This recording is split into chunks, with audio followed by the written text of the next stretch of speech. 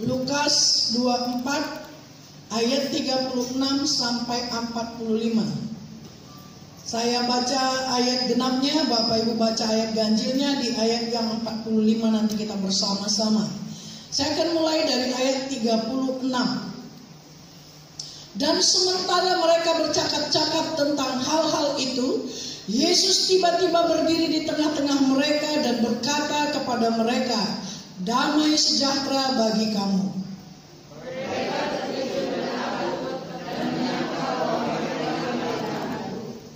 Akan tetapi ia berkata kepada mereka, "Mengapa kamu terkejut dan apa sebabnya timbul keraguan-raguan di dalam hatimu? Lihatlah tanganku dan kakiku, aku sendirilah ini. Rabalah aku dan lihatlah, karena aku tidak ada daging dan tulangnya, seperti yang kamu lihat kata-kataku." Sambil berkata demikian, ia memperlihatkan tangan dan kakinya kepada mereka. Dan ketika mereka belum percaya karena firman-Nya yang menyegarkan, berkatalah ia kepada mereka, "Adakah padamu makanan di sini?" Lalu mereka memberikan kepadanya sepotong ikan goreng. Ia mengambilnya dan memakannya di tempat mereka. Ia berkata kepada mereka, "Inilah perkataanku yang telah kukatakan kepadamu ketika aku masih bersama-sama dengan kamu, yakni bahwa harus digenapi semua yang ada tertulis tentang aku dalam kitab Taurat Musa dan kitab Nabi-Nabi dan kitab Mazmur." Ayat 45, 1-2 ya. Lalu ia membuka pikiran mereka sehingga mereka mengerti kitab suci. Amin. Bapak Ibu Saudara kasih dalam nama Tuhan, temanya Dia ada di sini. Maksudnya Yesus ada di sini. Amin.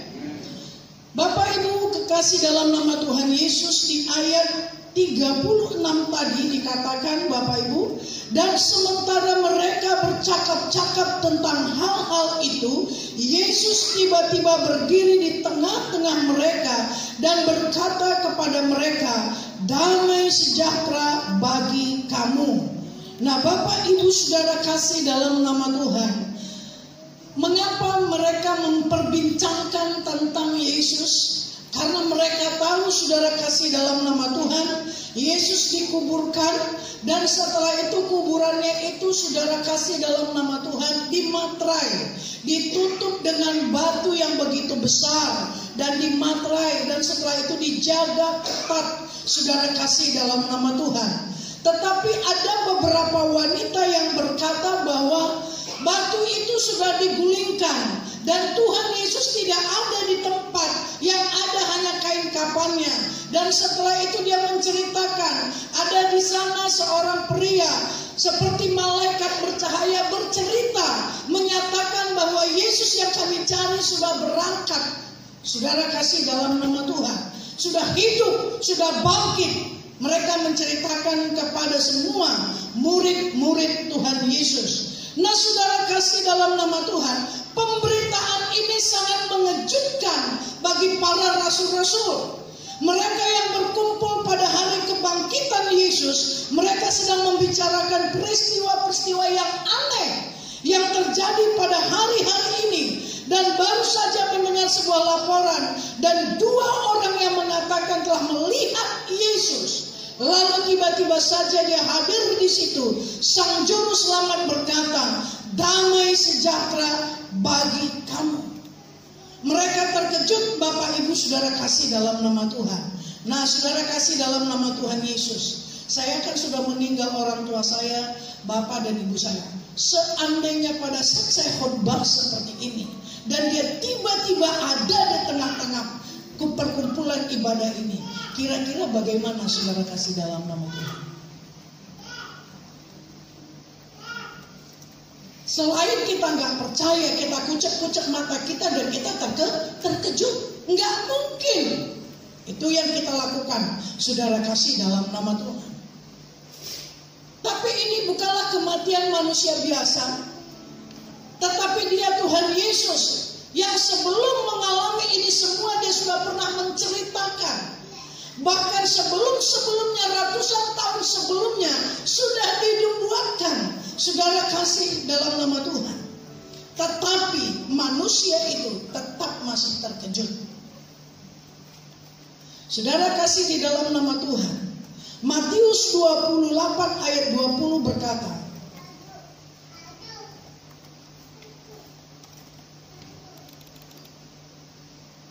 Matius 20 ayat 28 Matius 28 ayat 20. Matius 28 ayat 20. Mari kita baca bersama-sama. 1, 2, ya. Dan ajarlah mereka melakukan segala sesuatu yang telah kuperintahkan kepadamu. Dan ketahuilah, aku menyertai kamu senantiasa sampai kepada akhir zaman. Nah, Bapak Ibu Saudara kasih dalam nama Tuhan, hari-hari ini saudara kasih kita merayakan kebangkitan Tuhan Yesus. Dan kebangkitan Tuhan Yesus itu saudara kasih dalam nama Tuhan bukan sekedar perayaan seremonial saja bagi setiap kita. Di dalam kebangkitan ini saudara kasih dalam nama Tuhan dinyatakan ada satu kemenangan yang luar biasa dan sangat ajaib dan luar biasa bagi saya, Bapak Ibu Saudara kasih dalam nama Tuhan. Di dalam firman ini berkata, ajarlah mereka melakukan segala sesuatu yang telah kuperintahkan kepadamu. Dan ketahuilah, aku menyertai kamu senantiasa sampai kepada akhir zaman. Nah, Bapak Ibu Saudara kasih dalam nama Tuhan, di dalam kitab Yosua pasal 1 ayat yang ke-8. Yosua pasal 1 ayat yang ke-8. Mari kita baca bersama-sama. 1, 2, ya. Janganlah engkau lupa memperkatakan kitab Taurat ini, tetapi renungkanlah itu siang dan malam, supaya engkau bertindak hati-hati sesuai dengan segala yang tertulis di dalamnya. Sebab dengan demikian perjalananmu akan berhasil dan engkau akan beruntung. Nah, Bapak Ibu Saudara kasih dalam nama Tuhan.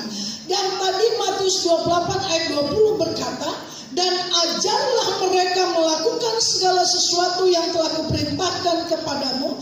Dan ketahuilah, aku menyertai kamu senantiasa sampai kepada akhir zaman. Artinya Bapak Ibu Saudara kasih dalam nama Tuhan, di mana kita belajar? Kita belajar pada saat ini saudara kasih dalam nama Tuhan. Maka itu dikatakan renungkanlah firman Tuhan ini siang dan malam. Di dalam Yosua pasal 1 ayat 8. Renungkan hari-hari ini justru kita harus lebih lagi banyak merenungkan kebenaran firman Allah. Karena pada saat kita merenungkan firman Tuhan, Bapak Ibu Saudara kasih dalam nama Tuhan, kita diajar, kita dibimbing, kita dituntun. Setiap kasih dalam nama Tuhan, kita berkata bahwa firman Allah itu adalah pelita dan terang bagi jalan kita. Saat saudara dan saya merenungkan firman Tuhan, maka kita diajar, dituntun, sehingga ada hikmat, kebijaksanaan, dan pengetahuan. Dan apapun yang hari-hari ini terjadi, masalah apapun saudara kasih dalam nama Tuhan, baik itu masalah kesehatan, ekonomi, keluarga, dan banyak lagi pengajaran-pengajaran yang baru dan aneh-aneh Bapak Ibu saudara kasih dalam nama Tuhan, yang menyatakan tidak boleh disebut nama Yesus, tapi disebut apa saudara kasih dalam nama Tuhan?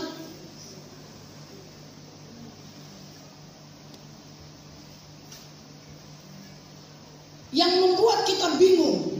Tapi kalau kita benar-benar merenungkan Taurat Tuhan siang dan malam, saudara dan saya tidak pernah bingung. Amin. Saudara kasih di dalam nama Tuhan, mari kita belajar firman Tuhan. Kalau kita belajar firman Tuhan, saudara kasih dalam nama Tuhan, dan kita melakukannya sampai akhir zaman, firman Tuhan katakan senantiasa kita ditemani, dilindungi, saudara dituntun oleh Tuhan. Maka pada kuasa kebangkitannya saudara kasih dalam nama Tuhan, ada kemenangan, ada janji yang begitu luar biasa. Hari-hari ini Bapak Ibu saudara kasih dalam nama Tuhan, tidak mungkin lagi kita berkata, aku takut menghadapi hari-hari ini. Kenapa saudara kasih dalam nama Tuhan? Karena Tuhan berjanji akan menyertai setiap kita sampai akhir zaman. Saudara kasih dalam nama Tuhan, masalah itu mungkin ada di hadapan kita. Persoalan itu sedang berkecamuk di tengah-tengah keluarga kita. Dan kita berdoa Tuhan belum angkat itu persoalan. Tapi tahukah saudara, pada saat persoalan itu belum terangkat, Dia memberi kekuatan bagi saudara dan saya. Dan Dia juga berkata, aku sekali-kali tidak akan meninggalkan engkau. Sekalipun ada seorang ibu yang mampu meninggalkan anaknya, kata firman Tuhan, tetapi aku Tuhanmu tidak sekali-kali akan meninggalkan engkau. Ini harus kita pegang Bapak Ibu saudara kasih dalam nama Tuhan. Sehingga setiap saat kita boleh merasakan betapa besarnya pertolongan Tuhan atas setiap kehidupan kita. Itu janji Tuhan Bapak Ibu saudara kasih dalam nama Tuhan. Apakah kita sungguh-sungguh percaya Yesus bersama dengan kita, mendengar setiap ucapan kita dan melihat semua yang kita lakukan? Saudara percaya? Kalau Bapak Ibu dan saya percaya, kita tidak akan melakukan yang tidak berkenan di hadapan Tuhan. Tidak ada alasan kita berkata, Bapak Ibu, ini masih dunia. Saya masih butuh ini dan itu. Tuhan tahu semua. Bahkan Dia berkata, aku tidak pernah merancangkan kecelakaan bagi kamu, tapi aku merancangkan damai sejahtera. Kita boleh berkata pada saat ini bahwa kita percaya Tuhan hadir di tengah-tengah kita. Tetapi pada saat-saat tertentu, saudara melakukan yang tidak berkenan di hadapan Allah.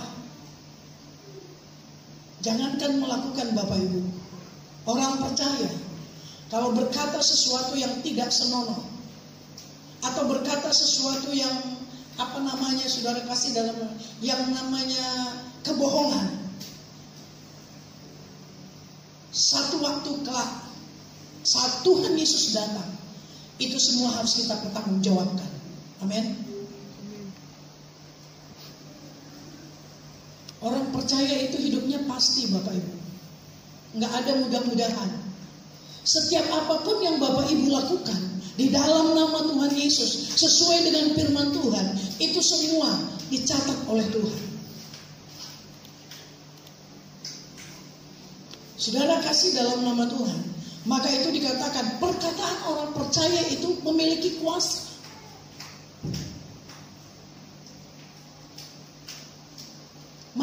berkata-kata yang benar, berkata-kata yang positif, berpikir positif. Sekalipun situasi, kondisi, keadaan kita tidak menjamin bahwa kita akan berhasil, tetapi saat kita berkata positif, kita juga punya iman kepada Tuhan. Percayalah Bapak Ibu, bagi Tuhan tidak ada yang mustahil.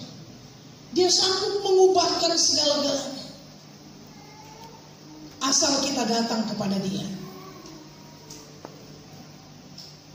Bapak Ibu Saudara kasih dalam nama Tuhan, dimanapun kita berada, saat dimanapun kita ada, situasi apapun yang sedang kita hadapi, Tuhan hadir.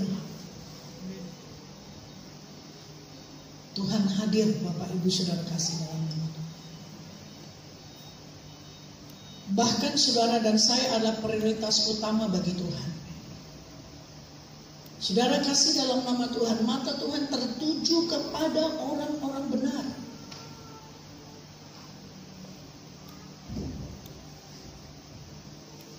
Mari datang kepada Tuhan. Kalau kita datang kepada Tuhan, jangan setengah-setengah hati Bapak Ibu. Berikan sepenuhnya kepada Tuhan.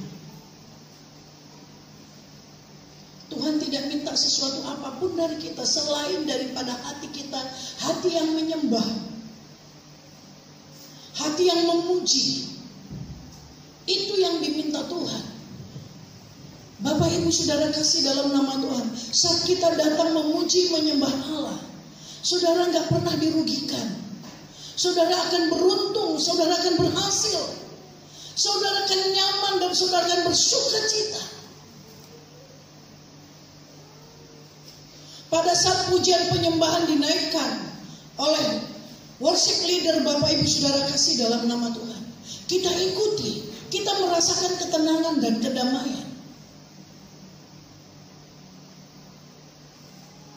Karena firman Tuhan berkata bahwa Dia bertakhta di atas pujian umatnya.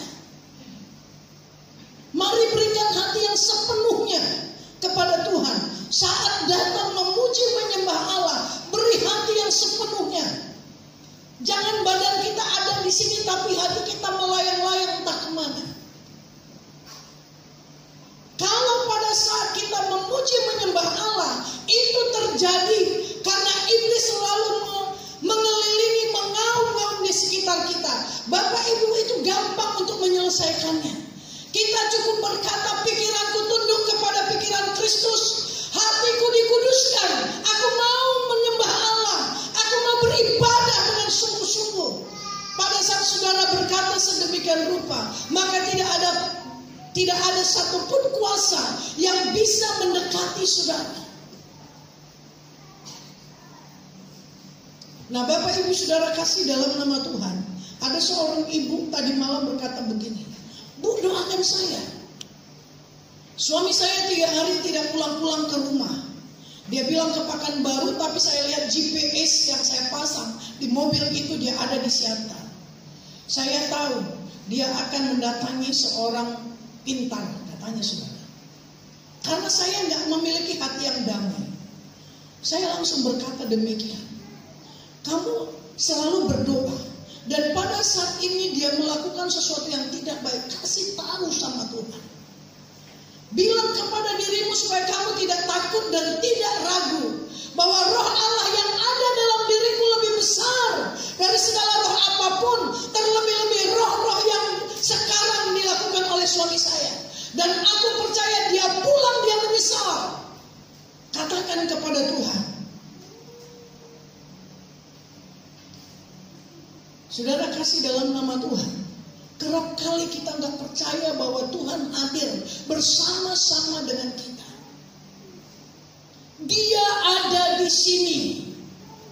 Seperti murid-murid Tuhan Yesus tadi saudara, memperbincangkan tentang peristiwa-peristiwa kebangkitan Tuhan Yesus. Tapi pada saat dia muncul tiba-tiba, apa yang mereka katakan? Ada hantu. Berarti kita gak punya hubungan yang baik dengan Tuhan.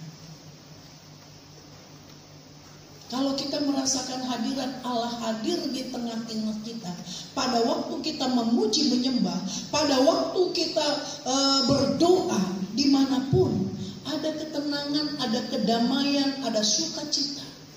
Karena segala sesuatu yang berasal dari Tuhan itu membuat hati kita tenteram. Amin. Puji Tuhan, Bapak Ibu Saudara kasih dalam nama Tuhan. Pagi hari ini atau siang hari ini, ingatlah bahwa Yesus ada di tempat ini. Dan Yesus ada di tengah-tengah keluarga saudara. Yesus ada di usahamu. Yesus ada di pekerjaanmu. Yesus ada dalam setiap langkah-langkahmu. Dan segala sesuatu yang kita perbuat, kita pikirkan, kita lakukan, Tuhan tahu. Amin. Mari kita bangkit berdiri.